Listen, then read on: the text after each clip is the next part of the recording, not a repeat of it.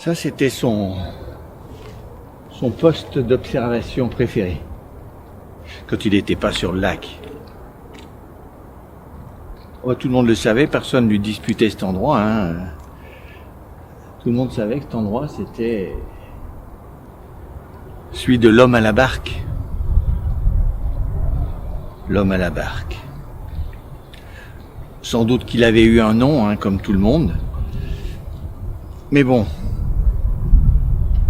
parfois le nom qu'on gagne, c'est avec l'endroit où on habite, avec le nom de la maison qu'on habite. Parfois c'est avec ce qu'on fait ou comme on est. Ça correspond pas toujours. Il y a des lelons qui sont vraiment courts sur pattes. Il y a des Leforts qui... Mais lui c'était l'homme à la barque. Il y a eu un temps où même il était tout seul à avoir une barque là. Puisqu'une tempête avait ravagé la flottille des gens d'ici. Peut-être. Il était marié avec une Marie-Jeanne, la Marie-Jeanne de l'Homme. Elle aussi, elle avait dû avoir un nom. Mais bon, la Marie-Jeanne de l'Homme ou la Marie-Jeanne de l'Homme à la barque, ça dépendait. Oh, lui, il avait qu'une passion, une passion unique, mais dévorante, sa barque. Il était toujours dessus, hiver comme été, qu'il vente, qu'il pleuve, qu'il neige, l'homme à la barque. Il s'en occupait vraiment bien, elle était reluisante, revernie quand il fallait. Vraiment, il s'en occupait beaucoup. C'était le seul à s'en occuper, sa femme, pour dire, elle avait même pas le droit de venir jusqu'à l'eau, parce que ils avaient bien séparé les choses. Elle s'occupait du maigre arpent de terre qu'ils avaient pour faire pousser quelques patates à mettre autour du poisson quand il y en avait. Et puis lui c'était l'homme à la barque. Il était pêcheur. C'est un Parpillon qui habite par là-bas encore. Pêcheur professionnel qui m'a raconté cette histoire de l'homme à la barque.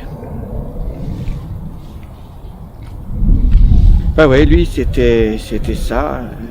Elle avait interdiction de venir jusqu'à l'eau.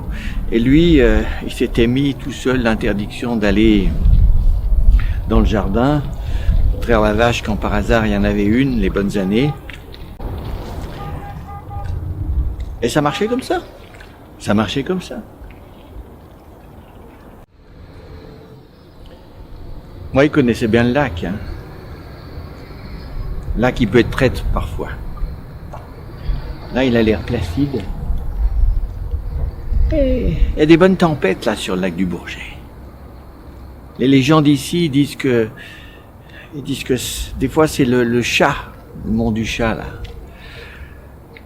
Le chat qui a fini un jour dans l'eau à cause d'un soldat plus brave que les autres, qui se met parfois en colère et qui crée des tempêtes mémorables avec des vagues qui submergent tout. Lui, l'homme à la barque, connaissait bien l'endroit. Il savait bien lire s'il y aurait une tempête sous peu ou non. C'est bien bizarre qu'il ait été pris. Alors, est-ce qu'il y avait eu un malaise? Est-ce qu'il était pris de boisson? Difficile à dire. Mais toujours est-il que quand la tempête a commencé, il n'était pas rentré.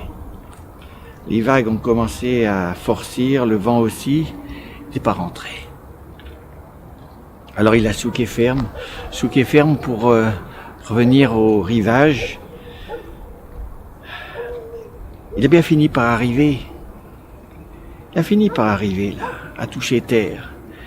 Mais quand il est sorti de la barque, il n'a pas sauté. Non, il n'a pas sauté. Il a juste mis le pied dans l'eau et puis, épuisé par les efforts qu'il avait faits, il s'est écroulé là, dans l'eau, avec les vagues qui le submergeaient. La Marie-Jeanne était bien là, à l'attendre, mais pas sur le cordon de galet, hein, c'était pas sa place. Non, non, elle était en dehors, là, à tricoter une chaussette à 4 aiguilles, enfin avec la 5e. Elle regardait, mais elle disait rien. Elle faisait rien, c'était pas sa place. Sa place n'était pas là. Et lui, il se débattait dans l'eau, là.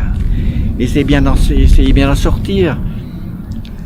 La barque, bien sûr, il n'avait pas eu le temps de la tirer au sec. Elle allait, elle venait. Et lui, il était dans l'eau, les vagues par-dessus la tête, qu'il tirait dans l'eau, pas sur le sec, ça non. Et puis quand il a vu que sa barque, elle filait là, elle filait au large, qu'il la rattraperait jamais, il l'a laissé aller. Elle n'a rien dit, rien fait.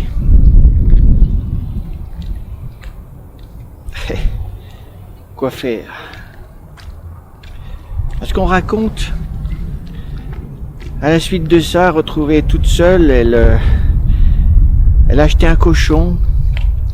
C'est la barque qu'on a fini par retrouver, qu'elle a retournée là dans le jardin, qui a servi de sou à cochon. Et puis la maison, qui n'avait pas de nom jusque-là, eh ben, c'est devenu la maison à la barque. Et la Marie-Jeanne, avec son cochon, l'a vécu là. Elle est restée la Marie-Jeanne de l'homme, mais la maison, elle, est devenue la maison à la barque.